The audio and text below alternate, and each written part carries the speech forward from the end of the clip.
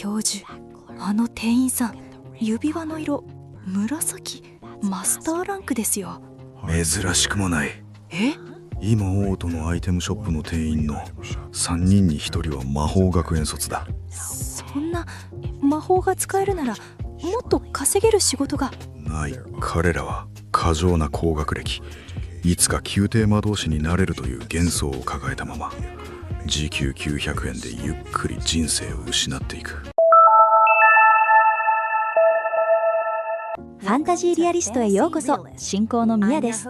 今日はこの国を覆う病魔、魔法使いバブルについて。昔は魔法使いになれば一発逆転でした。でも今は誰もが魔法学園を目指し、親は借金してでも通わせる異常な過熱ぶりです。社会全体の場合、ポストは増えていない。だが参加者だけが激増し、内部の競争だけが過激化している。当方の言葉でこれをネイジャン・インボリューションと呼ぶ。今日はこの地獄を4つのフェーズで解剖する。なぜ学費は高騰するのか、ベブレン効果、スペック競争の罠、資格マニアの末路、冒険者にすらなれない理由、リスク回避教育の弊害、奨学金という名の奴隷契約、人間電池。子供を魔法使いにしたい親御さんは願書を出す前にこの動画を最後まで見ることを勧める。まず根本的な疑問です。就職できないのになぜ学費は年々上がっているんですか？需要がないなら安くなるのが経済の原理ですよね。逆だ。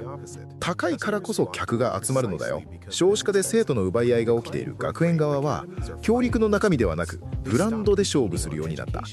全室個室の豪華な寮、最新鋭の錬金設備、伝説の勇者を教授に招聘。これらのコストが全て学費に乗る。無駄に豪華にしてるだけじゃ。だが親はこう思う。こんなに高いんだから良い教育に違いない。安い学園に行かせたら子供が負け組になる。これを経済学でベブヘン効果、顕示的消費と呼ぶ。見栄のための課金。違う。子供の将来を使った親の見栄だ。その結果、中身スカスカの事業に家1軒分の学費が支払われる。これがバブルの入り口だ。高い金を払って入学した学生たち、彼らは卒業後どんな就活をするんですか？スペックの積み上げ競争だ。王立大学院修士号、古代ルーン語検定1級、ドラゴン討伐インターン3回、生属性魔力適性 A ランク。20年前なら火が出るだけで採用された。今はここまで積んでやっと書類選考のスタートラインだ。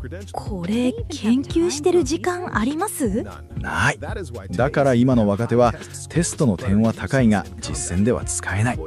採用側もそれを知っているから採用しない。すると学生は不安になり、もっとスペックを積まなきゃと大学院に逃げる。こうしてプライドと年齢と借金だけが高い高学歴ニートが完成する。しかし言葉はきついですけど、反論できないのが一番辛いですね。でも教授、ここがファンタジー世界のいいところです。就職がダメなら冒険者になればいいじゃないですか。魔法が使えるならゴブリン退治で食っていけますよね。いい質問だ。だが結論から言うと、学園卒のエリートは冒険者にすらなれない。なんでですか？理由は3つある。実力主義に耐えられない。学園で正解のあるテストしかしてこなかった彼らは現場の理不尽な死に耐えられない。失敗イコール死の世界で彼らは足がすくんで栄唱すらできない。信用スコアの問題。多額の奨学金を背負った人間はギルドから敬遠される。いつ借金取りに追われるかわからないし、死なれて回収不能になると面倒だからだ。冒険者は個人事業主だ。借金まみれの人間は契約違反や失踪リスクが高い。プライドという壁、これが最大だ。博士号を持った彼らが高卒の戦士や盗賊に顎で使われる下積みパーティーに耐えられるか？僕は大魔法使いだぞと叫んで孤立して死ぬのがオチだ。逃げ道だと思っていた冒険者業も実は最過酷な実力社会だったんですね。就職できない、冒険者にもなれない。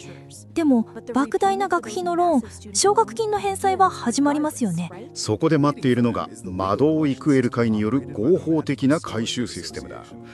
返済が滞った卒業生には代替償還プログラムが適用される。代替償還？都市の地下にある魔導力供給プラントへの強制徴用だ。